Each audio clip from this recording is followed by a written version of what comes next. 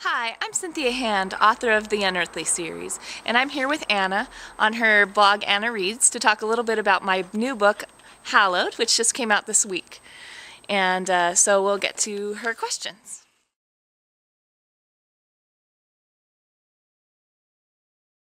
Okay, fictional crushes. This is kind of a hard question for me. My very first fictional crush has to be Gilbert Blythe from the Anne of Green Gables series.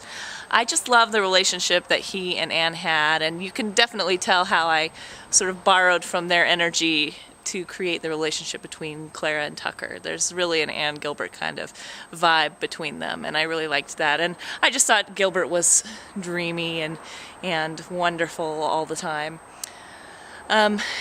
As for books that are sort of more contemporary than that, I really liked Cassian from Sophie Jordan's Vanish. You didn't really get to know him too well until the sequel, but I really liked him in the sequel. I thought he was definitely swoon-worthy. And another contemporary sort of fictional crush of mine is Gale from the Hunger Games series. I just really like that strong, silent type. If you knew my husband, you'd know he's that sort of strong, silent type, and I'm really attracted to that in fictional boys. So I'm Team Gale all the way.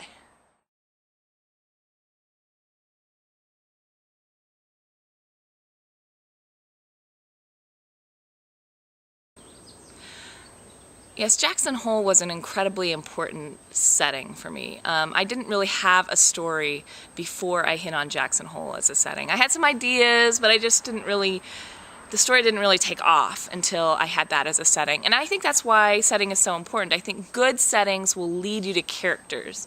And that definitely was the case for me. When I hit on Jackson Hole as a setting, then I came up with the character of Tucker out of that and the character of Christian out of that, which I wouldn't have done if I hadn't had that particular setting. They wouldn't have been the sort of characters that they are.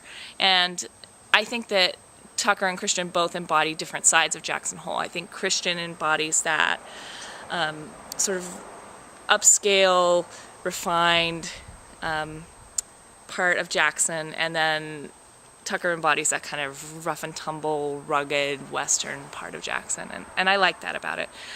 And getting the setting right was very important to me too. I grew up about 2.5 hours away from Jackson, and I visited there a lot. I spent a lot of time there, but I've always as an outsider, as sort of a tourist, and it was just one of my favorite places to go.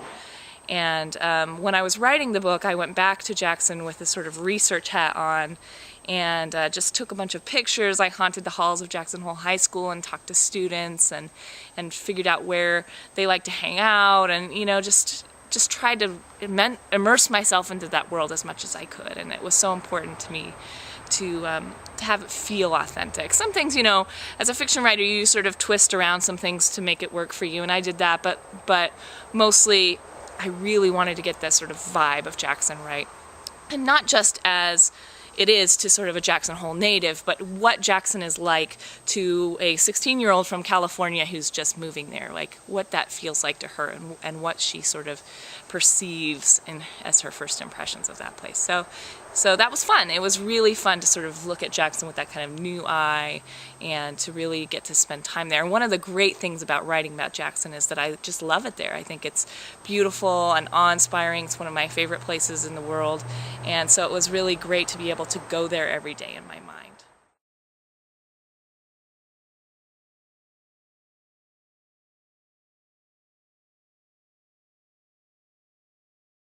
Ooh, Wendy or Angela? Good question. Yeah, that's a hard one for me because I think they both serve very different purposes for Clara. I think that as friends go, Wendy is a better friend to Clara. I think that she's just more supportive, she's more solid, she's just there for Clara when she needs her. I wish that Clara sort of leaned on her a little bit more, but there's sort of a separation between them, especially in the second book, because there's a lot that Clara can't tell her, and to have a really good friendship, I think you have to have a level of openness that I don't think that Clara and Wendy can have. I really like Wendy as a person. I really would want her to be my best friend, but there are some limitations to what she can do, you know, and the kind of friend that she can be to Clara just because of the situation. Angela has much more openness with Clara, but there's also kind of a competitiveness in Angela. And I think both Clara and Angela feel it. I think that they do feel kind of like they're competing with each other in this weird way. That's almost a little bit sisterly. I can see there's sort of like a sibling relationship between them in a way, but like they're very focused on what each other can do. I mean, they can be supportive of each other. I think Angela is supportive of Clara when, you know, when the rubber meets the road, and I think she does try to help her, especially in Unearthly. She really tries to help her, you know, focus on her vision, and they both sort of get wrapped up in their own thing as time progresses. But I think they're good friends in that they're able to sort of understand each other. But I don't think that Angela is nearly as supportive of a person as Wendy is. And I don't know. That's a hard question. So thanks for asking. Okay, so that's it. Thank you so much to Mundie Moms for hosting this amazing blog tour, and thank you to Anna on AnnaReads for putting me up on her site. So I'll see you later, guys. Bye.